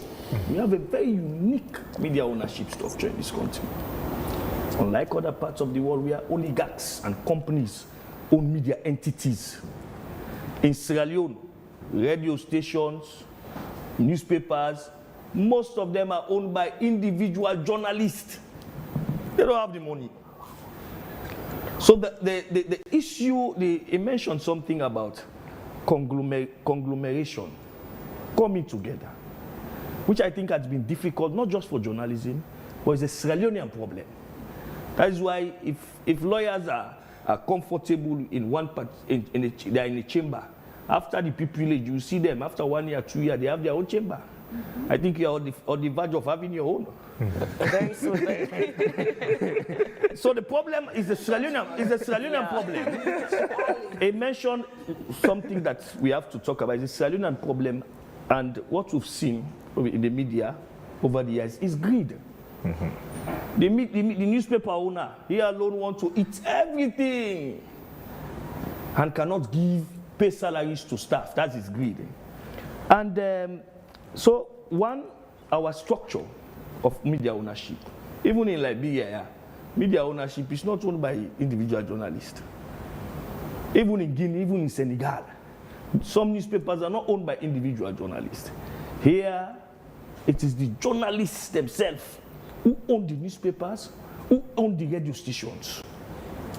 And even where you have companies, says this company is owned in this multimedia entity, the company is 100% owned by one person. So that is the structure. Until we begin to say, I think when we are debating the removal of Part 5, one of the things we said is for companies to come to de-risk the profession. Let us remove criminal libel law so that we can de-risk the profession. Companies, entities, people with money can come with their money and put it in the media. But there's another risk. There's no market. The profit risk, the market. There's no market. Very small. There's another risk. So how can I come with my money and put it in the media? We did not look at that aspect while advocating for the removal of Part 5. So somebody sent a text message, said that if somebody crossed the line, we are just talking about free speech. We are not just talking about free speech. We are talking about responsible free speech. What we are against is the criminalization of free speech. There's the civil libel law. Most people don't want to use the civil libel law because it's difficult to prove that, especially when the journalist may have made some effort to get the other side, or the journalists have authentic documents. So what most people want to do is to intimidate the journalist. After that, I will tell you, just when this lady was in court, was taken to court, the musician, who is the politician, the lady, Zainab Sharif. Some of my family members called me that don't go on radio. And for the past weeks, I told Liberty. They invited me a month ago. I said, I'm not going. My family, they said I should not go. You know, these are the things. It's an intimidation. Edward said, it's an intimidation tactic. Yeah. Let us set an example. So that Mr. A, B, and C are the leg for talk. So I need to talk. For the first time, I was very apprehensive when I started receiving calls from aunties, uncles, in-laws. You have your family now. Please, see how, these are the things. So for but there is civil libel law. Why are they not using it? They know the journalists or media institutions are Why are they poor not to using pay it? damages. Well, it's not about the media institution are poor to pay damages. Let us follow the law. If someone takes you to court to pay 500 million, I am in court now. I will not comment on that matter because we are in court. If you know, sometimes you don't have the money, but you have you have the evidence with you. You take it to court. That's why I will tell journalists that if you have a story, there's a simple cross-check. Sometimes you cross-check. In my own case, I will not go into my case. But sometimes you cross-check with the other side. Get the other side before publication. And let's see if the court, having looked at the numerics of civil, I'm not a lawyer, but in media law, we did civil libel law. We know where the defenses, we know where you should. Let us see, and the world will see that this is the case that they got, and this is the judgment. What is this judgment about? So that is why we are encouraging. I know the media is poor, but that is the way to go, even for government. Let's say that incitement thing on Zainab Sharif, government would have taken a bold step. Look at Donald Trump at that time taking Zainab Sharif on civil libel. That would have been better. Donald Trump is taking journalists, media institutions for civil libel. It's the way. You are taking somebody. We also have Sierra Leoneans who have taken international media houses to court for civil libel. So they know it can work. It can work. So why are we just using the criminal aspect? It's giving us bad name. Edward, as we try to round off with Umu, let me bring you in shortly before we usher in Mohamed Jawad Nali. There are also bad eggs in journalism. Bad eggs everywhere. So no, we're queuing it through, yes. There are bad lawyers who are always selling people's land. There are journalists who are practicing the Mokofe journalism. Shots fired again. The blood journalism, wherein they go to private institutions, they blackmail them. We know these are happening. They also do it with politicians as well. They want and then they give the professional one name, bad name. They want and then they chap passive in the professionals them. What I would love Umu to respond, but from your perspective, what should be done about those people? I mean, at the end of the day, I know freedom of speech is for everyone. I know press freedom should be for all. That's why freedom of speech is a human right. That's why journalism is a human right. You can't put a barrier and say only the one that will get mass communication and for turn journalists as we have in the law profession, because freedom of speech is not human right. You're not able, because everyone is a citizen in his or her own right and also a journalist. But at the end of the day, if you have these bad eggs who are parading themselves as journalists and are giving the professionals, but we now have social media. We extended an invite to a blogger, and unfortunately he's not here. These are the things I would have loved to join together and discuss. There's also the blogging space now. Just as Thomas Dixon was saying, there was a time when newspapers were parading mamikos. Now social media is handling that aspect. We know prominent journalists who they'll not go cost na newspaper again, but they now take it to social media and they costly. It's not hidden. Again, these are people who some of us have admired, saying are journalists than Newaya, and we are now practicing. When I need for ask slide, again, we not get them come on when they go to their position. So they are still journalists. So how do we go around that? Them bad eggs there. I mean, I think I made the point last week that the media in Sierra Leone or journalists are one of the most regulated, actually. So SLAJ has got its code of conduct. It's there. You sign up to it when you become a member of SLAJ. How many of us understand what is in that code of conduct? It's a completely different conversation, but it's there. Yeah? Now, Umu, if you ask this question, the IMC is also there. Yeah? The IMC has its regulations for how journalists or media outlets conduct themselves. And then every news outlet is supposed to have a code of conduct. And in fact, if you are registered with the IMC, it means you do have some sort of an editorial code of conduct, because it's one of the documents that you you're asked to submit when you're doing your application. So we just need to make sure that we respect these codes, and the rules in these codes are enforced. But it is also not a very simple thing to do. You talked about blackmail. I mean, nobody should be blackmailing anyone. Yeah, nobody should be blackmailing anyone.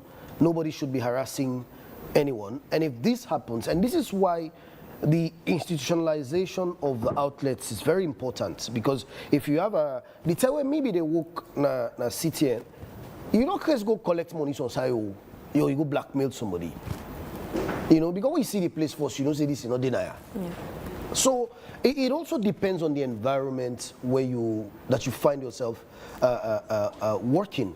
If you have an institution that is structured, it has its disciplinary codes, you have the SLAG code of conduct functioning, you have the IMC code of... But the problem is that a lot of people talk about the IMC, they don't even respect the IMC. Because when they have an issue with a journalist or an outlet, instead of going to the IMC, they would rather go to the police and make a report to the police, like Quitting and do Dixon, you know? And so the same people who are supposed to strengthen the IMC are the same people who are undermining it by skipping the IMC process and head straight to the police and make what could have been a very simple professional ethics matter a criminal matter. You know, so we don't lack tools for regulation. So talking about bad eggs, I retorted lightly that there are bad eggs everywhere. I think we have a job to do, but to be able to do that job, you also have to make sure that the working conditions are better. You cannot hold people to very high standards if you cannot pay them a salary, for example. Although I say sometimes that then we'll start this work and say, money not in this work, oh. Let me tell you, they say money not in this work. So there are people who look at it and say, you know what, this is not the life that I want. I'm moving on to something else, and that's absolutely fine. I've left the newsroom for a very long time, you know, only returning now. Because I thought, this is not something I want to be doing. And there are people who make similar decisions, and that's absolutely fine. Whether you go into politics, whether you go into the private sector or not. I mean, it's not an excuse, but also as an employer, if you decide to keep people, well, pay them. Pay them well, yeah. How you go hold somebody accountable if you can't pay them, and if you can't pay them a decent wage? Yeah. So that is something also that we need to throw to the owners. And Dixon made the point that the ownership of media in Sierra Leone is unique in the sense that it is journalists who own the outlets. That's true, and that's equally problematic. Because part of the problem, na say, we're not able to hold ourselves accountable because we all napadi them, we all sabi ourselves. So you would employ somebody, you're not paying them well, you're not looking after them, they don't have a contract, they don't have clear conditions of service. You're not a journalist. If then can you go now na Sludge or na yanda, bonami man. But Dixon can talk about this here. You know, Sido talker. So it is, I mean, it's incredible that a lot of our colleagues are becoming entrepreneurs, owning outlets, which is great because the investors are not there.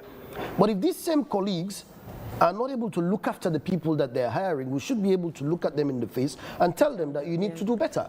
Because if you're not pay people and well, then how are you going to hold them accountable? It's as straightforward as that. All right, we've just been joined in the studios by Mohammed Jawad Niale, who works in the capacity as a strategic communication advisor at the Ministry of Information and Civic Education. Good morning to you, Jawad.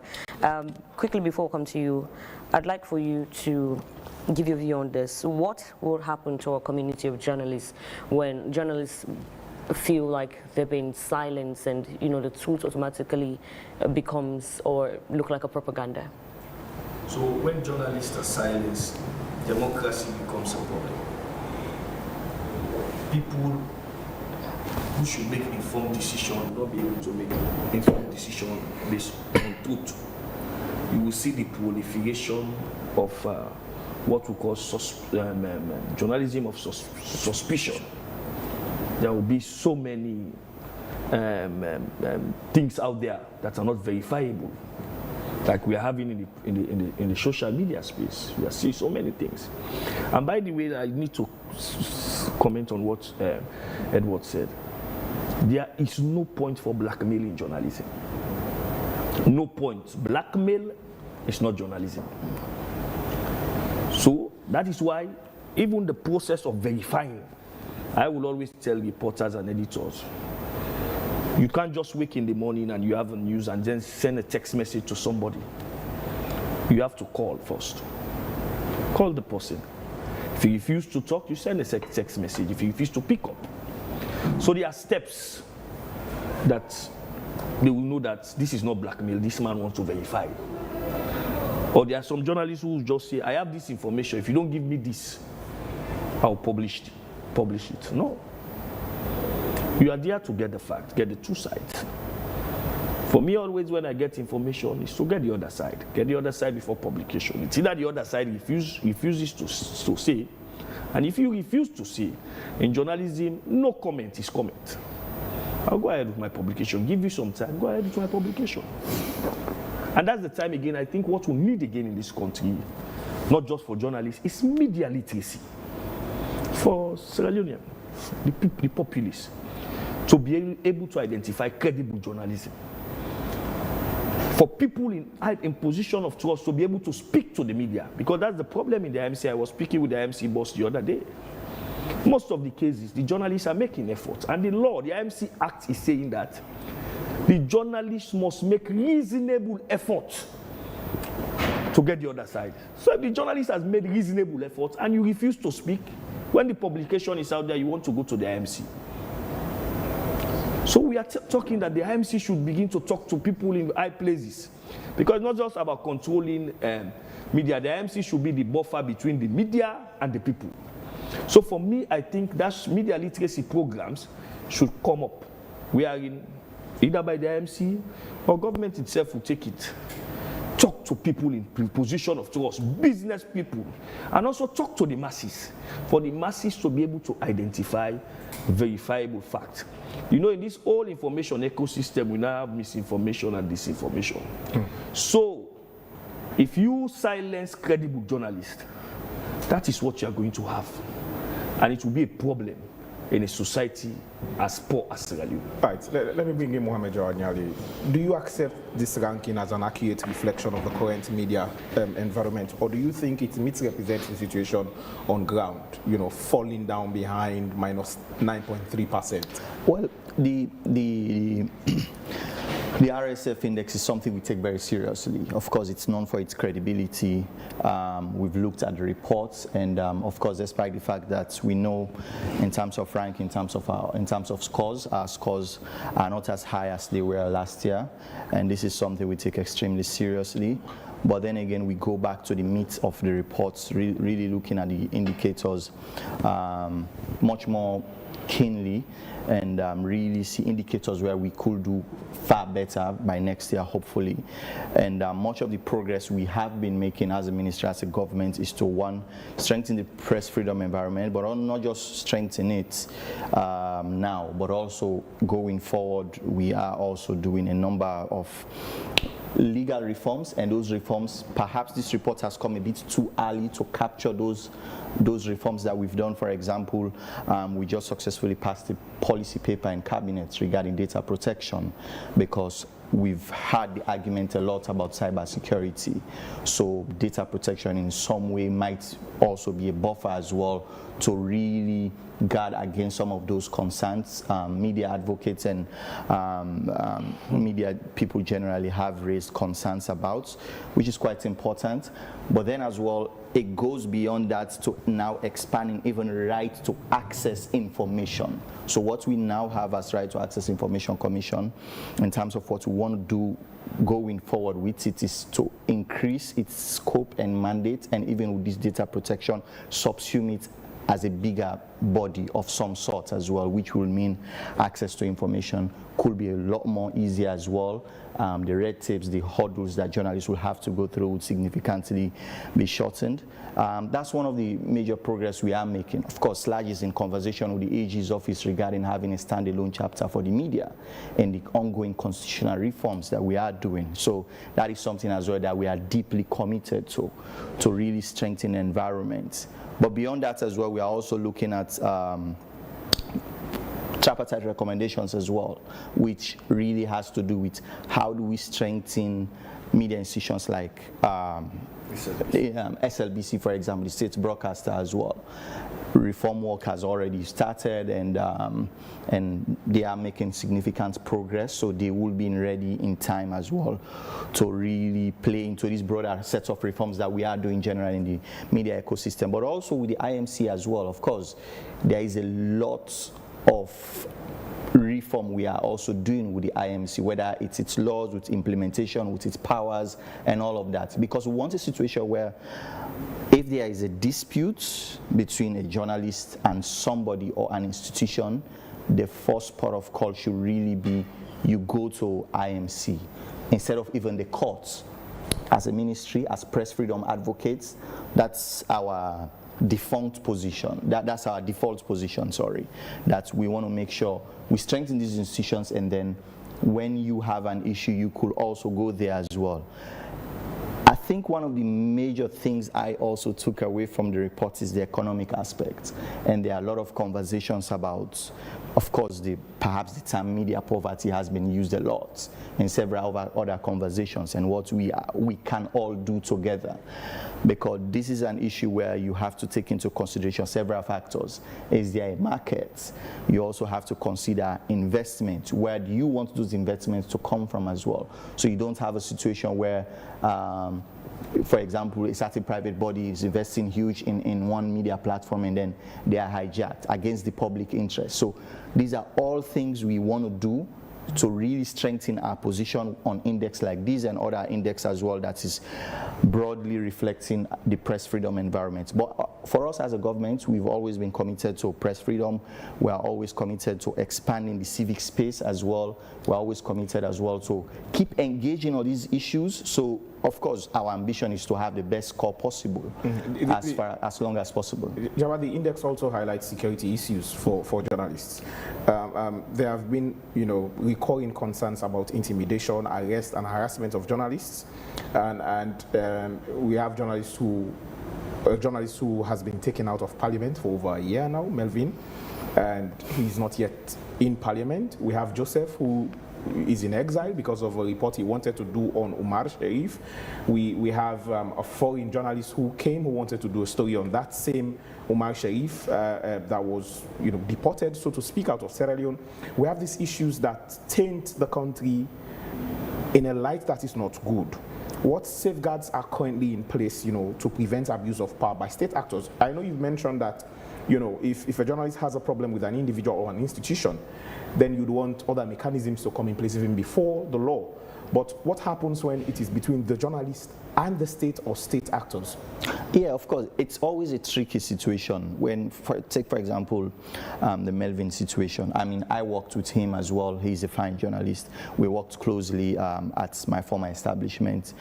So for us, even our position on that issue has always been, we would rather not have him out of Parliament or be treated this way. We would rather have Parliament, for example, engage with the IMC and see how they could come with a resolution towards that particular issue, because we think a situation like that paints a bad picture of all of us as well. But while saying that as well, we also recognize that this is within the remit of Parliament, which is the legislature, and so they have some latitude as to what they can do, what they cannot do, who they can send away or who they can keep in-house. But also, like I said, on that particular issue, we would rather encourage Parliament. Strongly behind the scenes, we've also been engaging with the leadership of Parliament as well to see how we can draw a line on that particular issue as well, and how there could be deeper collaboration, especially when it comes to the work of journalists. So we create a situation where they are not restricted. On a whole, as a government, I think the tricky part has been with the Cybersecurity Act. And I know, of course, a lot of colleagues have raised that point. Sludge has also been active in the advocacy around those issues. But what's between the government and Sludge, what we have done now is to make sure journalists are not necessarily brought to CID on that particular law.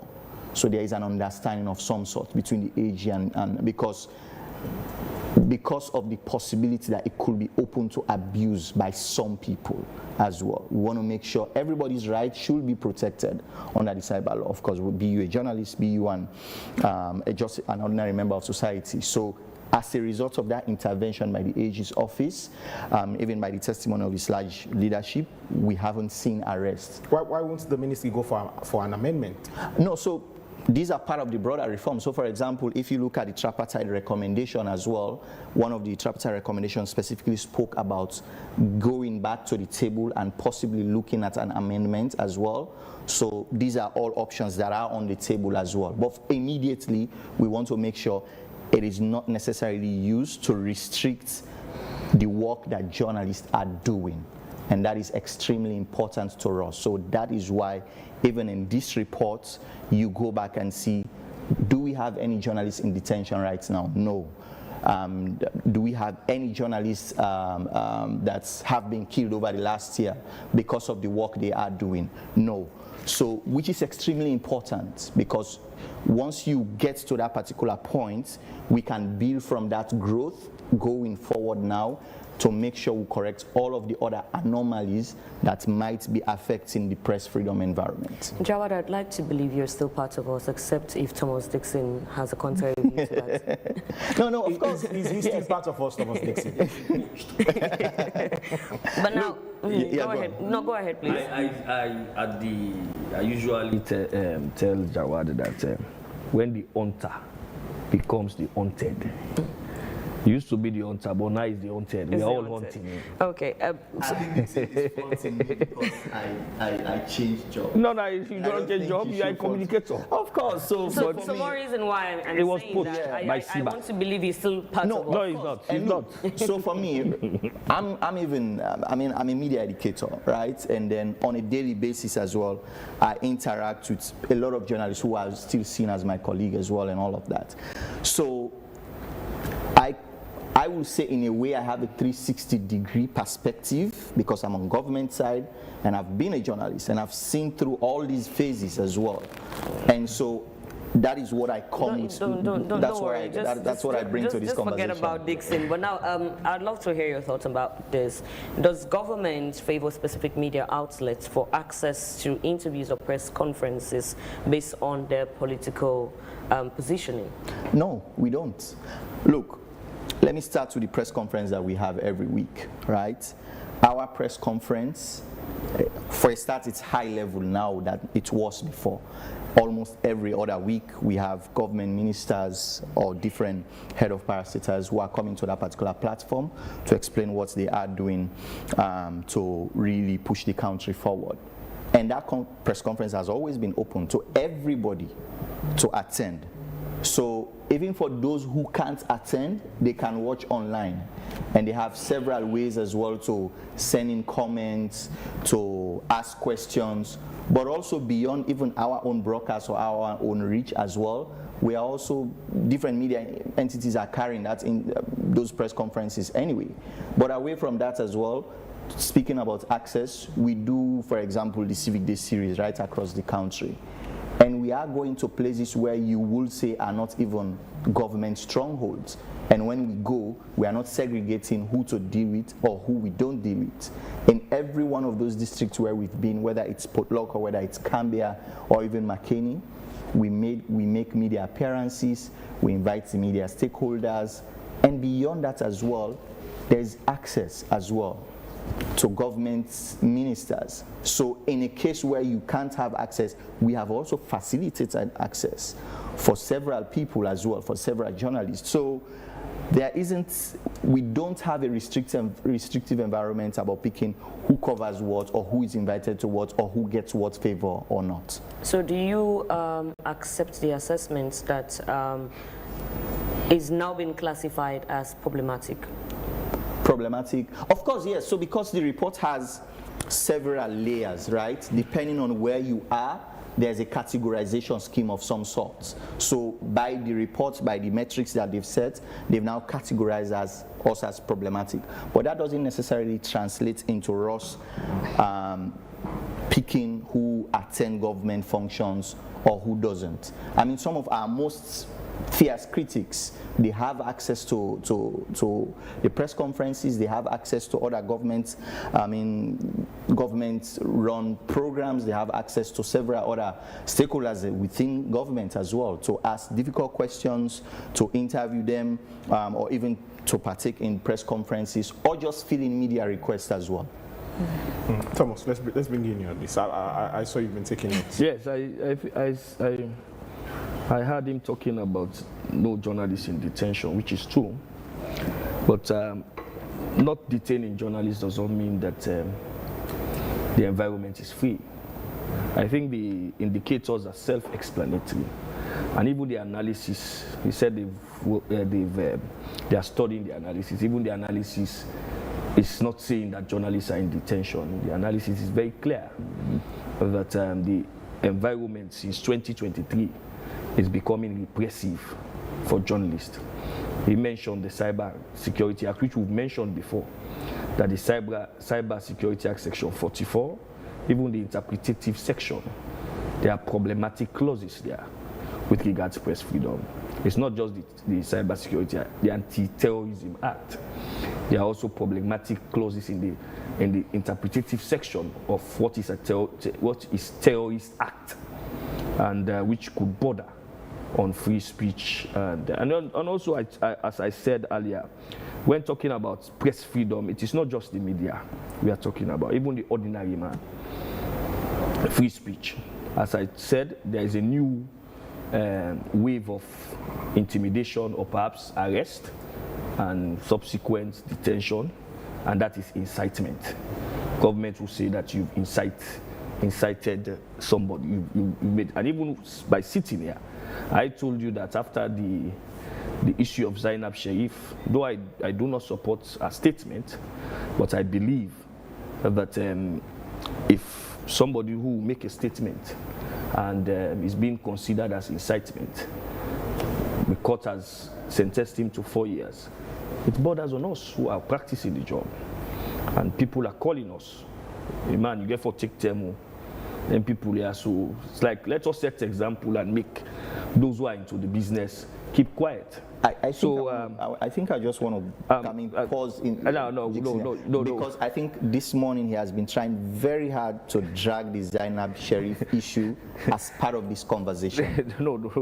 I mean, you are not been a practitioner before, and I think journalists in this country are practicing much more responsibly than that. We've said that. And so that's why you probably might not have that situation if it was a journalist in the first place, because the bar is much more high, bar for professionalism. I admit, of course, there are some bad eggs in journalism, just like so many other professions, right? But it's completely separate issue. So it's my time. No, it's not a separate issue. No, it's separate, sir. Press freedom. Yeah, but allow me. We have to be clear about that. Allow me. Press freedom is born out of the womb of freedom of expression. Freedom of expression is an inalienable right, which we are all born with. But it's also not without allow me. Okay, good. You are not the moderator here. No, Jawad, this is not the government press conference. It's important to set these parameters. Jawad, this is not the government press conference. No. So when you talk about press freedom, it's not just about journalists. As I said, it's about also the ordinary man. It's about that politician able to speak his mind and is not in fear of being arrested. It's about the ordinary man able to speak his mind and not in fear of being arrested. All of these are having debilitating consequence on these indicators. Look at the indicators. You see political indicators there. So for you to say it's not this, Mr. Jawad,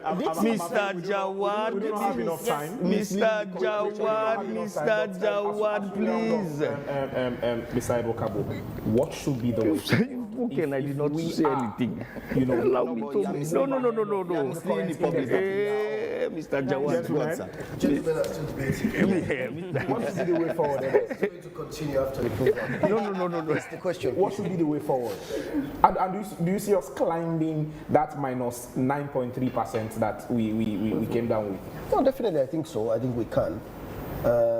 We've made significant gains over time. But as I said, you have to look at these development indices, with all the nuances that come with them. And what I think we need to pay attention to is the actions of one or two state institutions or one or two individuals can cause us to fall from 50-something to 70-something. And as we've seen, there's no way we can be talking about press freedom today and not talk about our colleague Joseph, who's literally in exile, and he's speaking to people in the international journalism community. They know his story. I mean, we may not know, but they know his story. I mean, what did he do? He was trying to assist a foreign journalist to do a story on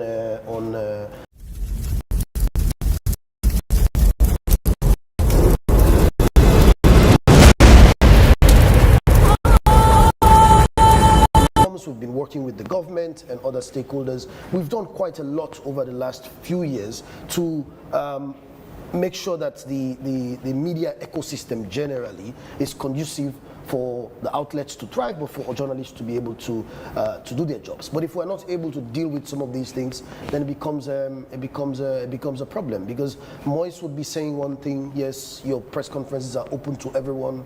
I mean, I have a very fantastic relationship. I'm sure many journalists have a fantastic relationship with the Ministry of Information. But then there are several layers of communication in government. Somebody from State House would be saying, okay, government officials should not go to certain stations because they embarrass us. How do you reconcile the two? I mean, we should be singing from one hymn sheet, but the fact that there are so many people speaking, carrying the voice of government for good or bad, that itself is a problem. Too much megaphone. Well, thank you very much, Edward. Thank you very much, Melvin. Thank you, Jawad. I'm afraid we do not have enough time. This is where we end the show for today's Wake Up Sierra Leone here on AYV Television. We say thanks to our sponsor, Wakeup Commercial Bank, for their support to the program, and to our audience, we appreciate your time. I am Bokari Matia. And of course, I am Marina Terry. Please stay tuned to AYV throughout the day as we have other exciting programs coming up. So we'll meet again on Tuesday. Take care of yourself and goodbye. And remember to show kindness always. Have a pleasant day. Thomas Dixon, show kindness. To me.